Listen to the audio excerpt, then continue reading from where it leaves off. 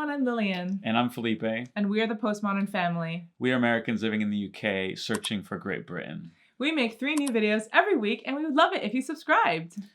In this episode, in light of all the news about Harry and William and the royal family, we thought we would react to the famous panorama interview of Princess Diana with Martin Bashir.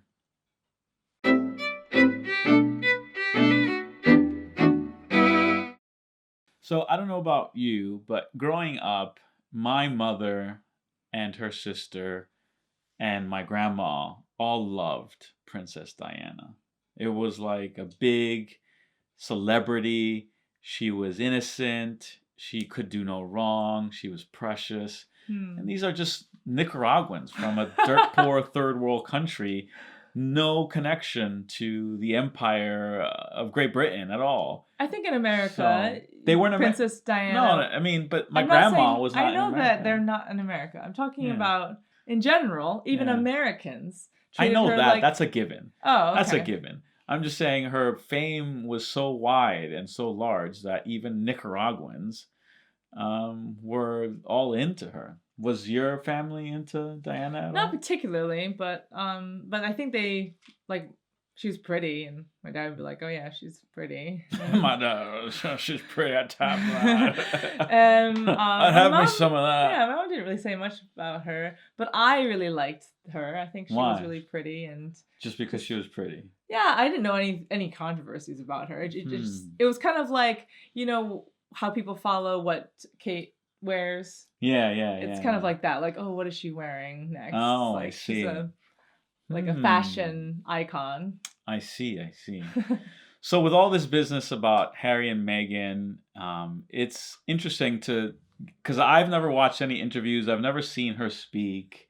I was too little to know anything. And I wasn't into her. So I don't even know what she sounds like. I don't know what her personality was like or anything. But apparently this was a groundbreaking interview where she revealed everything about all her troubles in a very un-English fashion, just sort of airing your dirty business out. I think it's a sign that things are going downhill quickly, though. If you're that desperate to like go public about these things. Yeah, so I think this was after they separated, her and Charles. I don't quite know where in the timeline this is, but I reckon it's very soon there, around that time, I think, anyway. Okay. But let's have a listen.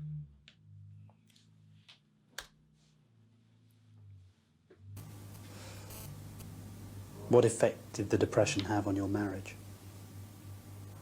Well, it gave everybody a wonderful new label.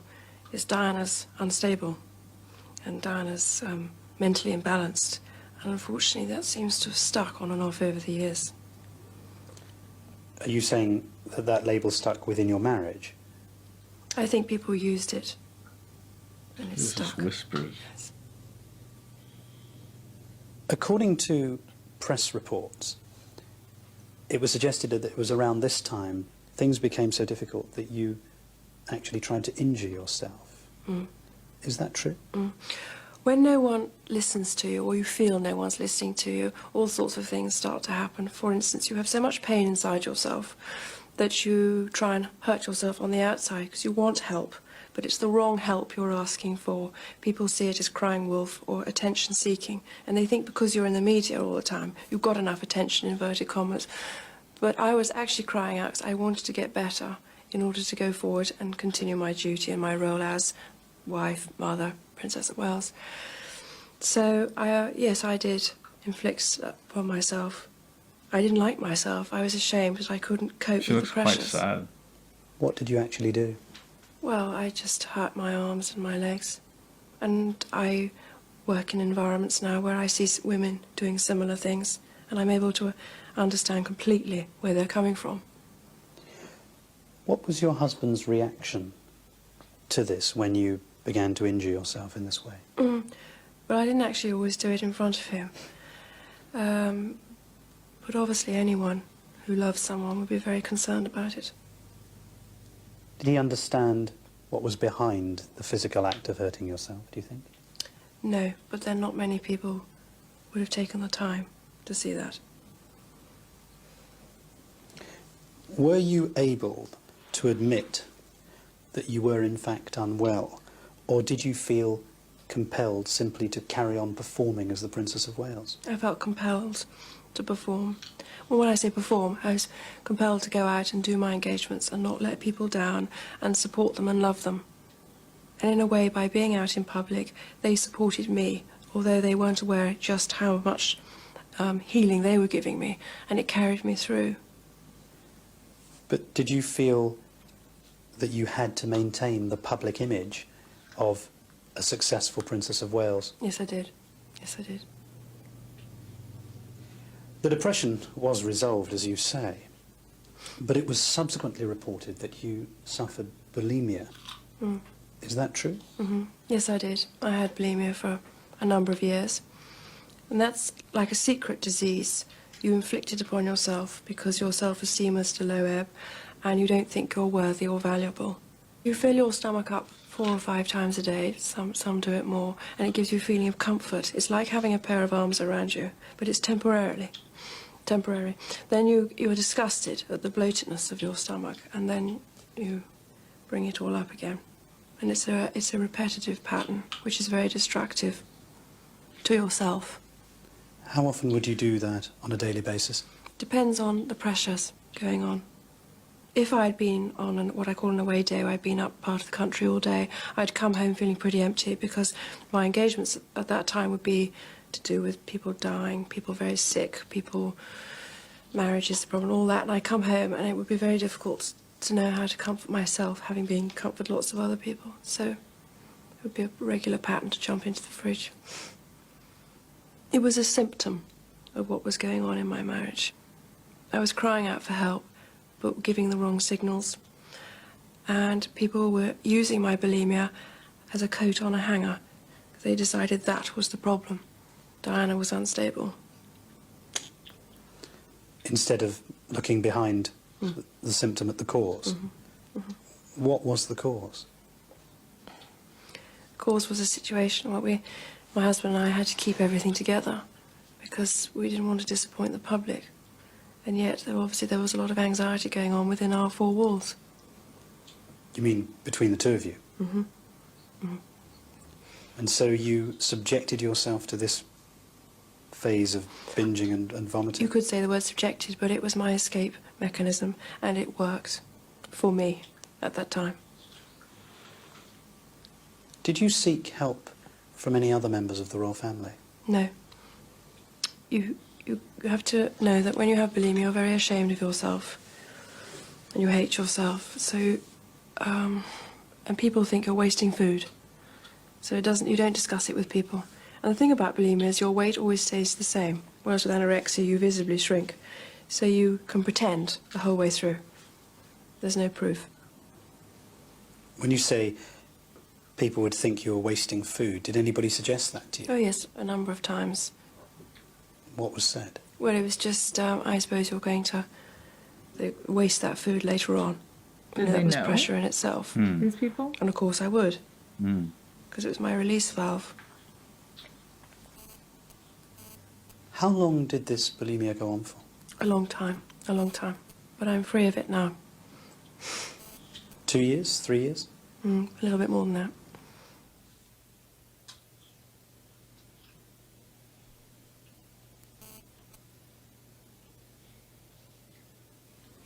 According to reports in the national press, it was at around this time that you began to experience difficulties in your marriage and your relationship to the Prince of Wales. Is that true? Well, we were a newly married couple, so obviously we had those pressures too. And we had the media who were completely fascinated by everything we did.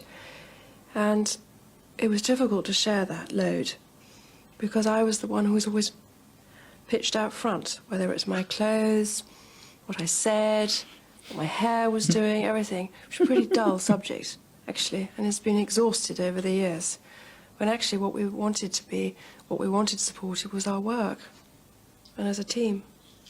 What effect did the press interest in you have on your marriage?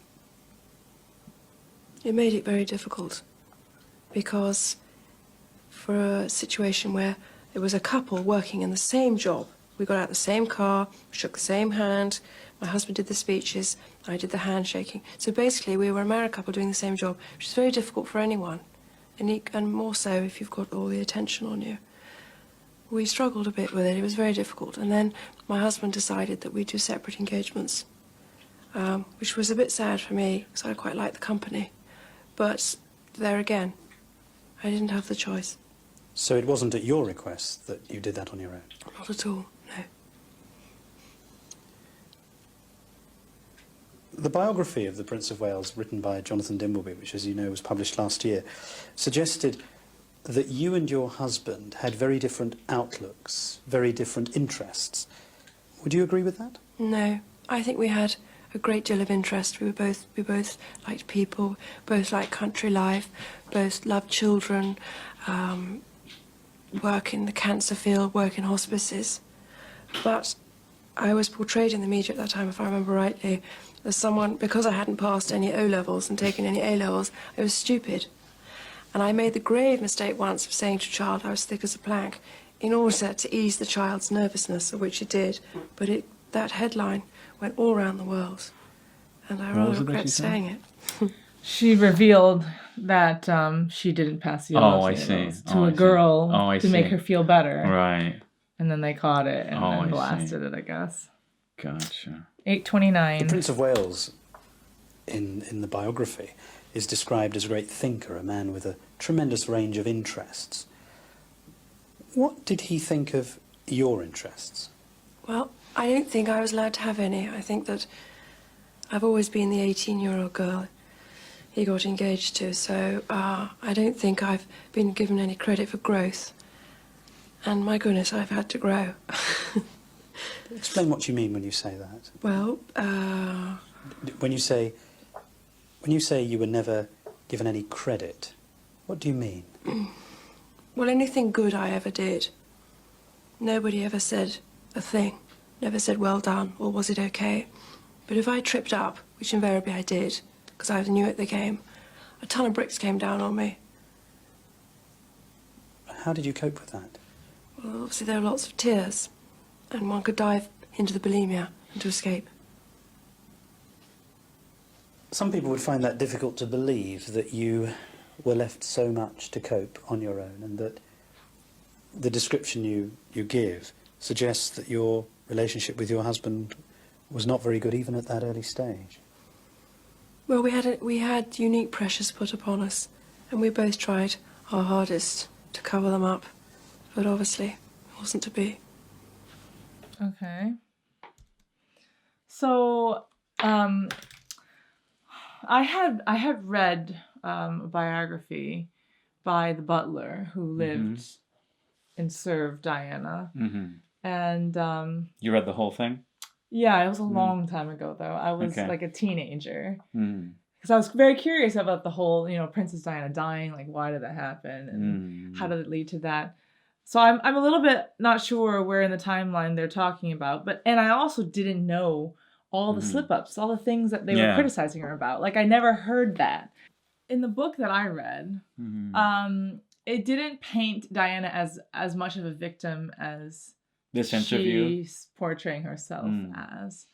And then it mainly focused on her affairs that had happened and how that could have been the But you think that was psyops on the part of the royal family to discredit her? Because the butler had like a gag order basically for the butler hadn't published this for about 10 years until after. So this was after everything. Okay. So it was kind of like, I guess, I think it was the butler was getting old and he wanted to just finally let it out. But that could be part of the groundwork for the public to accept Camilla.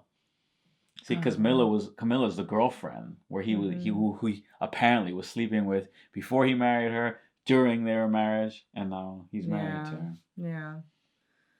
I don't know. He also did seem like he did say that Diana was very worried about being hurt by like, she knew that she was on dangerous grounds, like her life was in danger. From the beginning? No, near the end, with the threats of of But it's been a long time since I read that book. I don't remember the name of it. But it's interesting because the way she's talking, I mean, clearly she's like airing out all of her dirty laundry to be painted as a victim. That's clearly what she's doing here. There are probably lots of things that are very valid about her statements, like getting married so young, growing up, you know, having to deal with growing up while being in the royal family and you're constantly being watched. That must be horrible. But at the same time, I just feel like she's in this interview, it sounds like she's very lost. Like she doesn't have, she's not anchored in anything. I kind of want to wish, I wish that like maybe if she was Christian and very dedicated and that she could find that anchor, that thing that's going to keep her steady. But if there's nothing to keep her steady, it's just going to toss her to and fro into this bulimia and depression. And then what did she say they called her? Diana, the unstable. The she was unstable. So then do you think that instability has passed on to Harry? Does he seem unstable? I don't know. You told me that he enlisted and he served, but he's been troubled. He's always been known as troubled. Hanging out with the wrong sorts of people, partying, etc. And that's part of the reason why he was endeared to the public, because he seemed like one of them, who's going through troubles and blah blah blah. What was the movie or show we watched where he played like Charles III? Yeah, and he was just like out sleeping around with like some black girl that like he wanted to be with, and then decided against it for his family's sake or something. And anyway, they definitely painted him as just like this guy who just wants to be as far away from the royal family as possible. I don't know if that's true. So as my first introduction to Diana, what do you think of her? She paints a very sympathetic, figure. Her eyes are quite sad. She's like speaking barely above a whisper throughout the interview. At the same time, she's not stumbling on her words, and she doesn't, like I do, just like drag on or pause in between. She speaks, then she stops. And she speaks like she's writing, like she would be writing, which it's quite nice. How could she? Nice. Yeah, she doesn't give this sense of being a dummy, like never passing an A level or whatever. No. Yeah, and I think, I mean, I really liked her growing up, like I said, because she was beautiful and always in the spotlight. But I can't imagine what kind of torture it would have been if her marriage was unstable. Like, I would feel very lonely if I was in that position. And if she didn't have anything to stabilize her.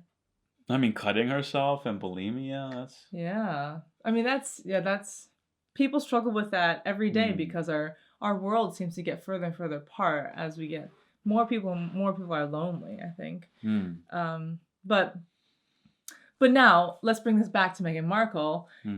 Is basically Meghan suffering under the same idea where now Meghan is not 20 years old entering in. She's 35, 36 or whatever she was in the spotlight already, although not blaring A-list level, but still in the spotlight.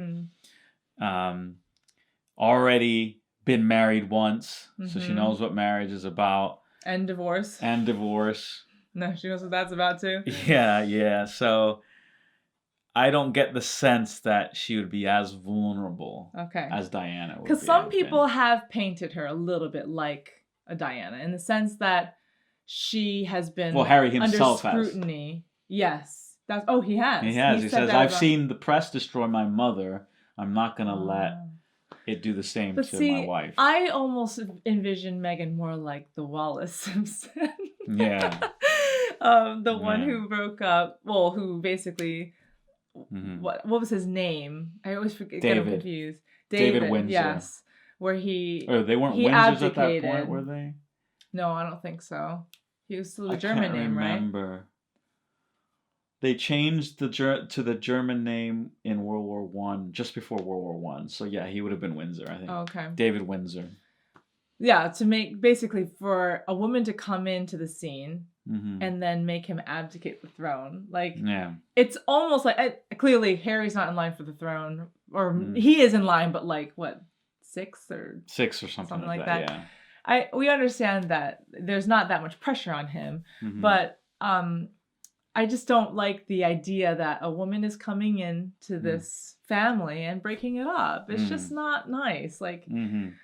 And I don't think it's freedom in the sense that people view it as like, oh, you should be free to be on your own and do whatever you want and throw off all your duties and your responsibilities. I think that's a very immature way to approach life. Yeah. Yeah. So what do you think of the interview? You liked it? I'm shocked that she said so much. Yeah. And that this was allowed to happen. Maybe like, I love what the queen, is it what the queen, I don't know who said it or who continues to say it, but never respond and never explain or something like that about press coverage. Never respond and never explain. You just move on with your life. And sometimes I feel like that this is an offshoot, we can cut it out, but sometimes when we're in the like an Anglican service and like someone's praying or reading the scripture and they like mess a word up, they don't fix it. They just keep going. Like, and I think that's a bit like it, where basically you get it. You understand what it really meant, and you just keep going like nothing happened. Yeah. Thanks for watching this video. We hope you enjoyed it. Leave a comment below and let us know what your views are on the royal family and maybe the Diana controversy. And leave links for things that we should react to. If you really like what we do and just observing you guys, you can become a patron at patreon.com/thepostmodernfamily. Thanks for watching. Bye. Bye.